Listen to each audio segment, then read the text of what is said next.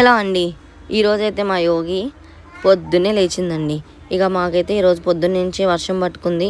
ఇక పొద్దున్నే లేచింది కదా, బ్రష్ చేసుకోమంటే బయట వర్షం పడుతుంది అని చెప్పి తొట్టి దగ్గర వేసుకొని కూర్చుని బ్రష్ చేసుకుంటానంటే పేట అది ఇచ్చాను. ఇంకా బ్రష్ చేసుకుంటూ ఆ ఆటలో నీళ్ళలో నుంచి పట్టాన రాదు. మామూలుగానే నీళ్ళల్లో ఉందంటే రాదు. ఇంక ఇప్పుడు వర్షం పడుతుంది కదా, ఈ చల్ల గాలి వస్తుంది. ఇంకా అక్కడ నుంచి రావడానికి ఏదో ఒక వంక చెప్పేసి కూర్చుని పోయింది.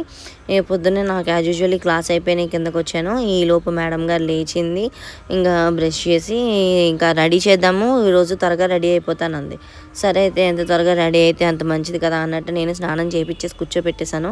ఇంకా 8:30కి రేణుకా ఎల్లమ్మ సీరియల్ చూస్తామండి మేము రోజు కూడా. సో ఆ సీరియల్ చూడడానికి అయితే కూర్చుని ఎలా చూస్తుందో చూడండి, ఇంట్రెస్టింగ్. ఆ 8:30 నుంచి 9 వరకు మాత్రం లేచిందంటే ఇంకా వేరే ఏది టీవీలో మేము చేంజ్ చేయము, సీరియల్ చూస్తాం కదా, మాతో పాటు సీరియల్ చూస్తుంది. అండ్ ఇంకొకటి ఏంటంటే ఈలోపు టిఫిన్ కూడా కంప్లీట్ చేసేస్తుంది ఆ సీరియల్ అయ్యేలోపు.